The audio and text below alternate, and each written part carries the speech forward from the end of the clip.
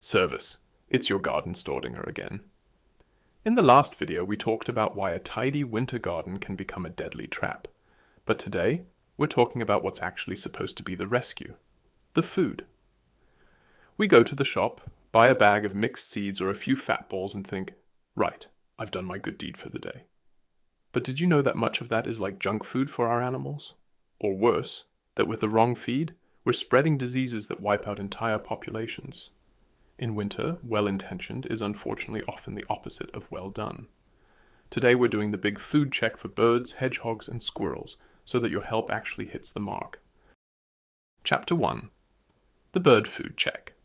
Who eats what and where? Let's start with the birds. That's where people feed the most, but also where they get the most wrong. Many think, a bird is a bird. But that's not true. If you only put schnitzel on your restaurant menu, the vegetarians won't show up, and it's the exact same thing in the garden. We need to understand who our guests are. We roughly divide them into soft food eaters, seed eaters, and omnivores. The soft food eaters, robin, blackbird, wren, these are the problem children in winter. A robin, like the one you saw on my last thumbnail, has a fine tweezer-like beak. It can't crack hard sunflower seeds. If you only give it a seed mix, it will starve in front of a full bowl. What they love? Rolled oats, raisins, fruit, or dried insects, ideally soaked in fat. Where they eat, these birds are ground feeders.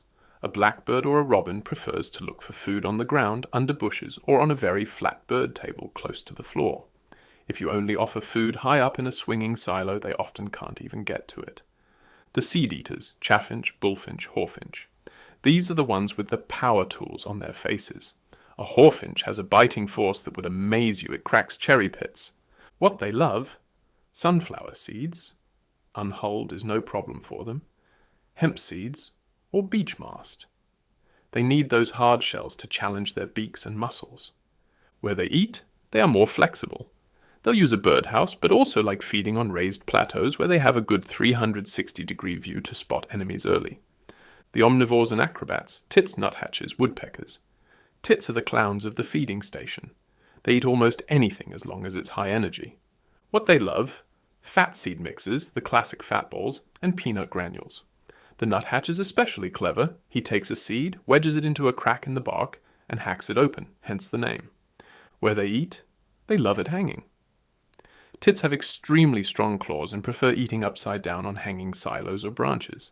This has a huge advantage. Rats or pigeons can hardly reach it.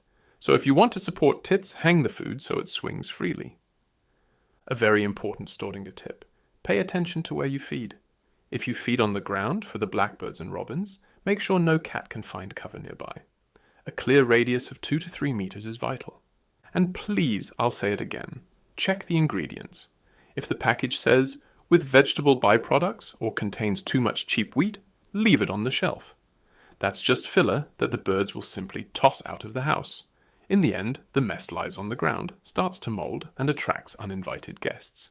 Better to invest €2 more in pure fat food and hulled sunflower seeds. Everything will be eaten up completely. Your garden stays clean, and the birds stay full. Chapter 2. Feeding hedgehogs, the milk trap, and the stomach mistake. Now let's get to the problem children who shouldn't actually be there, the hedgehogs.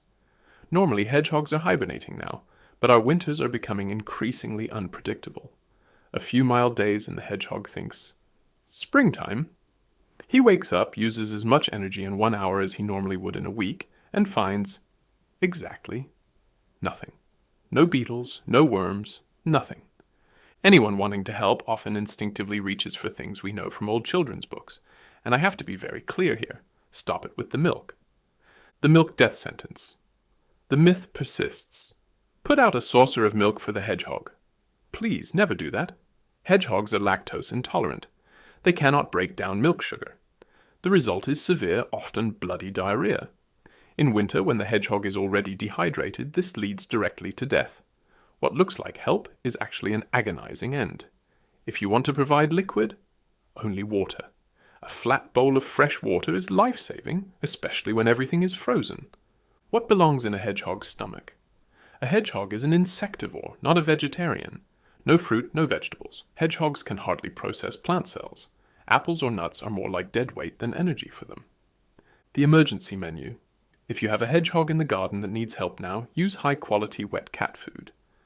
But watch out for two things. It must have a meat content of at least 60%, better 70%, and it must not contain grain, jelly, or sugar. The pro tip.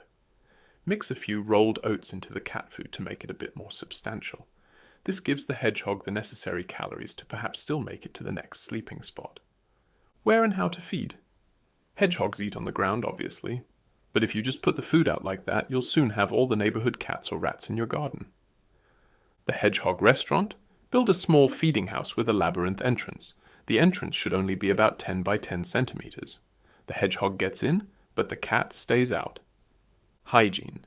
Hedgehogs are not clean freaks. They walk through their food. They poop right next to it.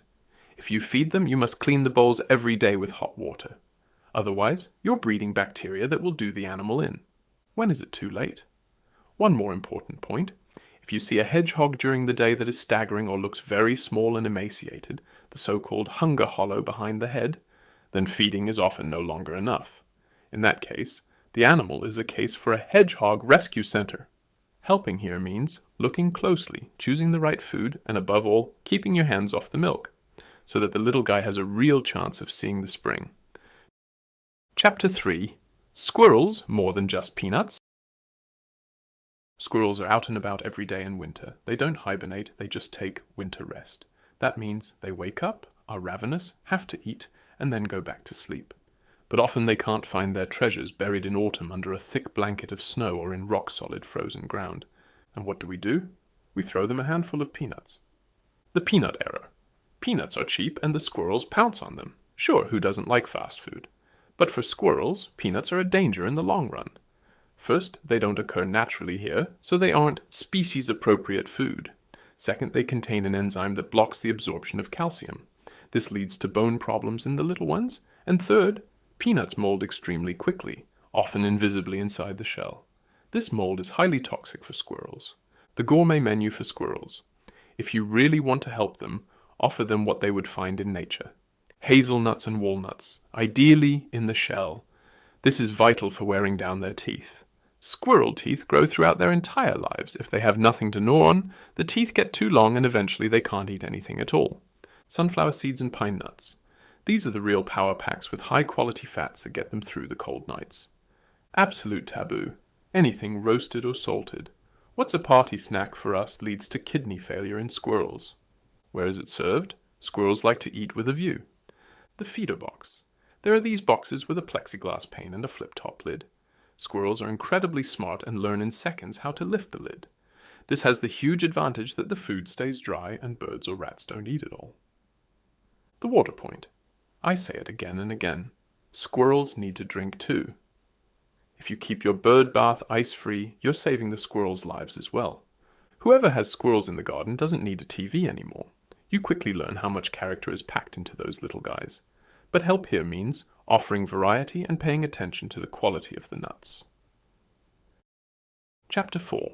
Hygiene. The fatal mistake at the birdhouse. Now we come to a point that almost everyone underestimates, but which decides whether your feeding station is a rescue island or a hotbed of disease. Imagine you go to a restaurant, and the guests before you walked right across the table and threw your food with their dirty shoes. Sound disgusting? That is exactly what happens every day in classic old birdhouses with the large floor plate. The bacteria launcher. In a conventional birdhouse where birds walk directly in the food, the inevitable happens. They poop right where they eat. With moisture and cold, salmonella or the dreaded trichomonads multiply rapidly. If you see a bird sitting at the feeder looking apathetic, puffed up with crusty eyes and not flying away anymore, it's often already too late. This is the moment when well-intentioned help becomes a deadly danger for the whole population. One infected bird can infect 10 others in a single morning. The Staudinger cleanliness check. How do we do it better? It's actually quite simple. Feed silos instead of houses. My most important advice, switch to feed silos. There, the food only slides down in small amounts. The birds sit outside on a perch. Only their beaks touch the food, but they can't walk around in it. It's the most hygienic solution there is. No chemicals for cleaning. If you have an open house, you must clean it regularly. But please, never use harsh disinfectants or cleaners. The residues are pure poison for the birds. Hot water and a splash of vinegar are perfectly sufficient to kill the germs. Let everything dry well before putting new food in. Change of location. If the ground under the feeding station is completely covered with droppings and shells after a few weeks, then simply move your station 3 meters further. The ground underneath needs to breathe, otherwise you'll breed pathogens there that can survive in the soil for months. A fatal mistake. Old food. Damp food molds. And molds are absolutely deadly for the tiny lungs of birds. Better to feed small amounts more often that get eaten the same day, rather than filling the house to the brim and exposing it to rain and snow for days. Hygiene at the feeding station has nothing to do with being a clean freak. It is the basic requirement so that your help doesn't backfire. A clean feeding station is the best protection you can offer the animals. Chapter 5. Why your knowledge counts right now. We learned in the first video, order is the enemy in winter, but knowledge is the friend. It's simply not enough to just throw something into the garden and hope it helps. We need to understand who we actually have in front of us as a guest. A robin needs its soft food on the ground, a jay looks for whole nuts, and a hedgehog needs meat instead of apples or milk. Your help, your knowledge, is ultimately the only difference between a silent garden and a garden bursting with life in the spring. If we set the right course now, we secure biodiversity for next year. It's not about patronizing nature, but about giving it a helping hand where we have taken away its space through our modern way of life. Feeding animals is a responsibility. Do it right or let nature take its course, but please don't do it half-heartedly with the wrong food. Your animals are counting on you. Write to me in the comments, what food are you currently using? And have you ever observed how differently the birds come to your station? Who are your regulars? If this food check helped you, then leave a subscription for a garden that lives. And if you haven't seen it yet, be sure to watch my video, Why Birds, Hedgehogs and Squirrels Die in Your Garden in Winter. There I explain why often a single, well-intentioned mistake in gardening is enough to deprive animals of their livelihood. That is the most important foundation for everything we discussed today. Thanks for being here. Stay tuned, help out. Service, your garden Staudinger.